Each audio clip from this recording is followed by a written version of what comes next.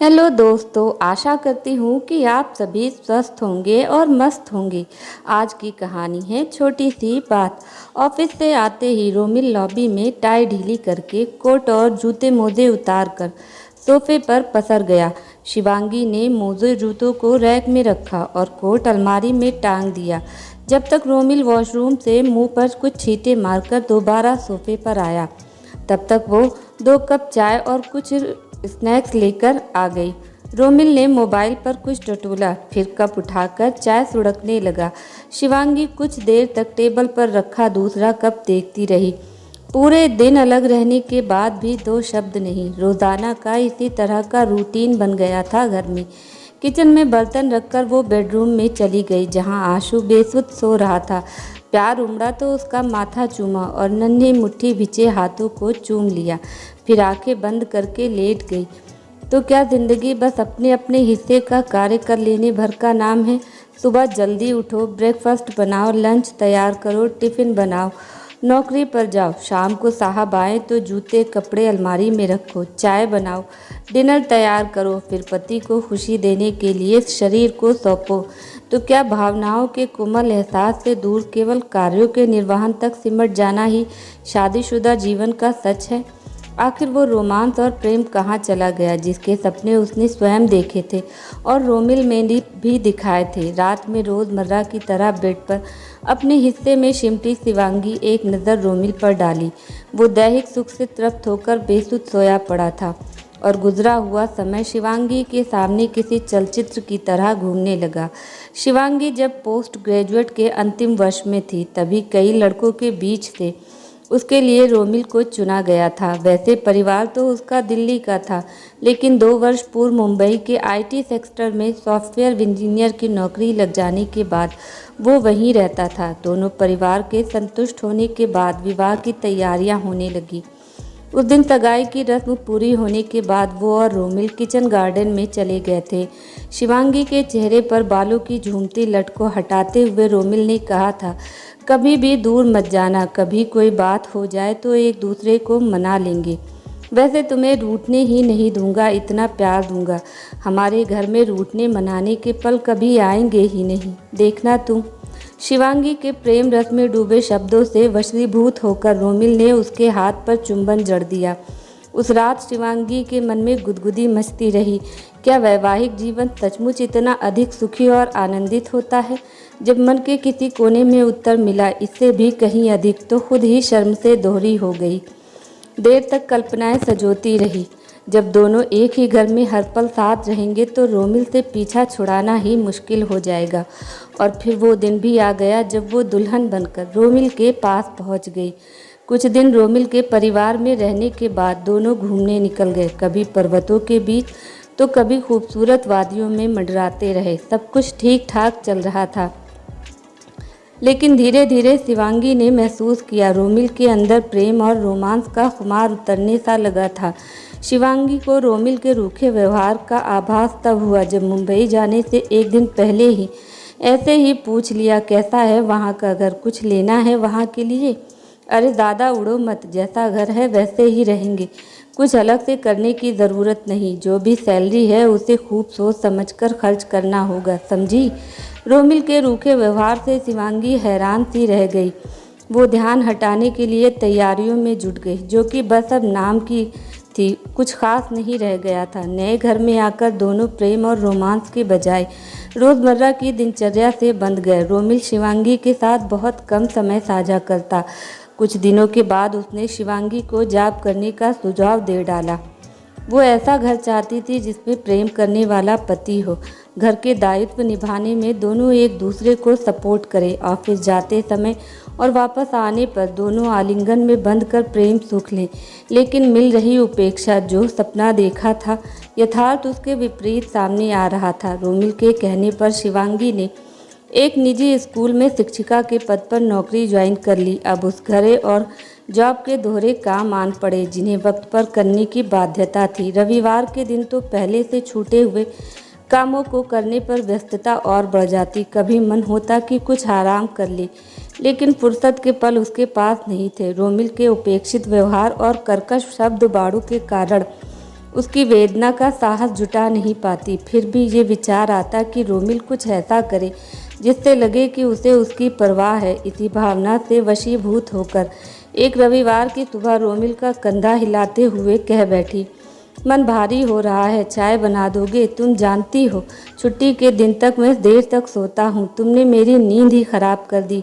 कहते हुए रोमिल ने तकिए में मुंह छुपा लिया। कभी तो मेरा भी ख्याल किया करो, दिन रात घर और बाहर के काम में मलती रहती हूँ, क्या मुझे अधिकार नहीं? उसकी आंखों में आंसू तैर गए। सुबह हुई नहीं कि बकबक शुरू कर दी, सभी औरतें काम करती हैं, तुम अनोखी नहीं हो, चाय पीनी है खुद बनाकर पी लो। वो धीरे से किचन की ओर बढ़ चली। चाय पीकर ब्रेकफास्ट तैयार किया, फिर वॉशिंग मशीन चला दी। इसी बीच रोमिल उठा तो सीधे बाथरूम में घुस गया। ब्रेकफास्ट लेने के बाद जब शिवांगी मशीन से कपड़े निकालने लगी तो रोमिल ने मोबाइल पकड़ लिया। उसने डरते डरते कहा, ज़रा कपड़े फैला दोगे? सारा काम तो मशीन कर देती है, अब कपड़े फैलाने टांगने के लिए भी एक आदमी चाहिए। उन औरतों से पूछो जो नल से पानी निकालकर हाथों से कपड़े धोती हैं, और यहाँ सारी सुविधा है तो भी नखरे। लोग ठीक ही कहते हैं, पत्नी को ज़रा मुंह लगाया नहीं कि वो सिर पर चढ़ जाती है। शिवांगी ने आगे कुछ नहीं कहा, चुपचाप मशीन से कपड़े निकालने लगी। एक तरह से रोमिल ने अपनी सोच स्पष्ट रूप से बता दी कि वो उसकी उंगलियों पर नाचने के बजाय उसे अपनी उंगलियों पर नचाएगा। आशु के जन्म के बाद भी रोमिल का उपेक्षापूर्ण रवैया बना रहा, जबकि शिवांगी ने किसी सीमा तक परिस्थितियों से समझौता कर लिया था। फिर भी लगातार तनाव और थकान के कारण सहजता खोती जा रही थी। इसका परिणाम ये हुआ कि उसके और रोमिल के बीच जब तक वाक युद्ध होने लगा। दोनों के जॉब के कारण आशु को देखभाल करने वाली संस्था में छोड़ा जाने लगा। स्कूल से लौटने पर आशु को साथ ले आती। दिन भर दूर रहने के कारण आशु शिवांगी से चिपटा रहता। 1 घंटे बाद जब रोमिल आता तो सोफे पर पसरकर चाय का फरमान दे देता।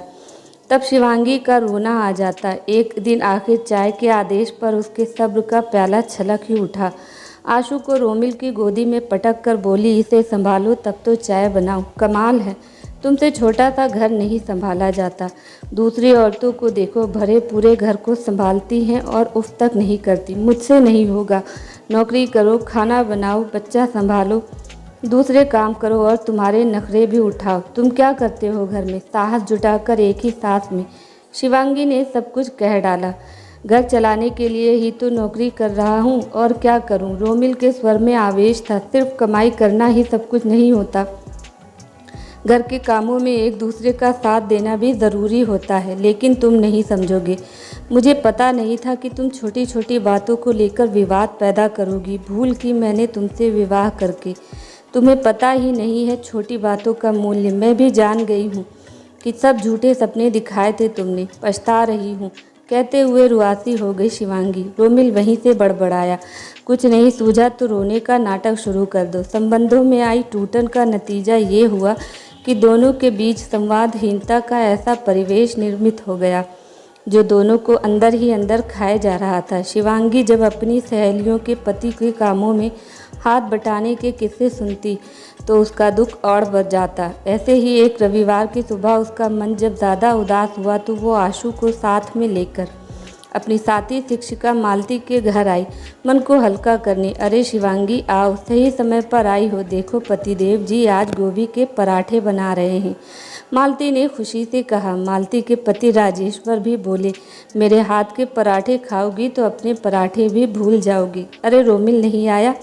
फिर उन्होंने तुरंत मोबाइल पर रोमिल को अपनेपन से भरी डांट पिलाई। कहाँ हो यार, तुम जल्दी आओ, मैं तुम्हारे लिए गर्मा गर्म पराठे बना रहा हूँ। रोमिल के आने पर राजेश्वर ने उसे फिर से प्यार भरी खरी खोटी सुनाई। अजीब आदमी हो, तुम्हें तो शिवांगी के साथ आना चाहिए था। रोमिल की समझ में नहीं आ रहा था कि क्या उत्तर दे। जब अपराध बोध प्रताड़ित करने लगता है तो शब्द मौन ही हो जाते हैं।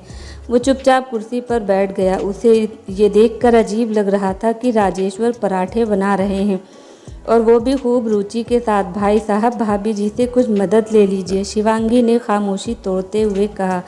राजेश्वर कुछ कहते उससे पहले ही मालती बोल पड़ी। अरे मैं तो कह रही थी, लेकिन ये माने तब ना, कह रहे हैं कि पत्नी की सेवा करके थोड़ा पुण्य हमें भी कमा लेने दो। मैंने भी सोचा जब ये स्वयं ही पत्नी सेवा में लगे हैं तो फिर क्यों ना आराम से बैठूं। फिर जोर से हंसने लगी। राजेश्वर का व्यवहार देखकर रोमिल के मन में हलचल होने लगी। उत्सुकता बढ़ने पर रहा नहीं गया तो पूछ बैठा, भाई साहब आप घर के सारे काम कर लेते हैं? जी साहब, सारे काम। मिल बांट कर काम करते हुए जीवन नैया चले तो उसका आनंद ही कुछ और है। रोमिल को क्या बता रहे हो, तुमसे ज़्यादा काम करता होगा, कुछ सीखो उससे। मालती ने राजेश्वर को सुई चुभो दी। इस पर सभी हंस पड़े, लेकिन रोमिल की हंसी में फीकापन था। नहीं भाभी जी, सच तो यह है कि घर में कुछ भी काम नहीं करता, सब शिवांगी ही करती है। आत्मग्लानि से भरे रोमिल के मुंह से सच्चाई निकल ही पड़ी। अरे यार, प्रेम संबंधों में अपनेपन का एहसास दिलाती छोटी छोटी बातों का तड़का नहीं लगेगा तो रोमांस में स्वाद कैसे आएगा? तुम्हारी तरह हम दोनों भी जॉब में हैं, घर में दो ही प्राणी हैं। ऐसे मिलजुल कर काम नहीं करेंगे तो फिर ये घर नहीं रहेगा, मकान बन जाएगा। सच बताऊं रोमिल, आपस में छोटे छोटे कामों से एक दूसरे का हाथ बटाने से जो खुशी मिलती है वो कहीं नहीं मिल सकती है। ये तो छोटी सी बात है, लेकिन इसका बहुत बड़ा मूल्य है। इसी से घर में प्रेम, रोमांस और आनंद बना रहता है, राजेश्वर ने कहा और किचन की ओर बढ़ चले। मैं भी देखूं कहीं पराठों का कबाड़ा न कर दे। आप बैठो, बस आई अभी, कहती हुई मालती भी किचन में घुस गई। राजेश्वर और मालती के व्यवहार से रोमिल और शिवांगी को लगा जैसे वे बहुत हल्के हो गए। संवादहीनता से उपजा भारीपन कहीं तिरोहित हो गया था। दोनों ऐसे नए संसार में प्रवेश कर गए जहाँ कोई अंतर ही नहीं था तो बस अपनापन, प्रेम और रोमांस। मन में सवाल कौधा, क्या अकारण संवादहीनता को ओढ़कर घुटन भरे पलों को जीने का नाम ही जीवन है? उत्तर मिला, नहीं, बिल्कुल नहीं। उसे लगा जैसे उसने शिवांगी के जीवन की खुशियों का बहुत बड़ा हिस्सा छीन लिया। इसका प्रायश्चित अपने पन से उसका विश्वास जीत कर ही किया जा सकता है। थोड़ी देर में ही चाय पराठे का दौर शुरू हो गया। जाते समय मालती ने रोमिल को छेड़ा, रोमिल अगले रविवार को हम दोनों तुम्हारे घर आ रहे हैं, क्या खिलाओगे? रोमिल कुछ कहता उससे पहले ही राजेश्वर बोल पड़े, देखो बाहर से तो कुछ लाना मत, बस घर में ही कुछ बना लेना। अरे भाई, तुम पकौड़ियाँ बना लेना, मैं तो दीवाना हूँ पकौड़ियों का। शिवांगी तुम इसे ट्रेन कर देना। इस पर सब जोर से हंस पड़े। जी बिल्कुल, मैं ही बनाऊंगा और देखना बहुत अच्छी बनाऊंगा इस बार। रोमिल ने खुलकर ठहाका लगाया। घर पहुंचने पर शिवांगी गोदी में सो रहे आशु को बेड पर लिटाकर किचन की ओर बढ़ी ही थी कि रोमिल ने उसे बाहों में उठाकर दूसरे कमरे में ले आया। मैडम जी, किचन को मैं देख लूँगा, पहले कुछ रोमांस तो हो जाए। बहुत दूर रह ली, अब नहीं रह पाओगी। रहना ही कौन चाहता है? भावुकता में शिवांगी की आंखें भर पाई। मैंने बहुत दुख दिया है तुम्हें, मेरी सोच गलत थी। देखो तुम नौकरी छोड़ दो, मैं हर पल तुम्हारे साथ गुजारना चाहता हूँ, मुझे माफ़। रोमिल इतना ही कह पाया था क्योंकि शिवांगी के होठों ने उसके होठ बंद कर दिए और फिर दोनों प्रेम रस में डूब गए।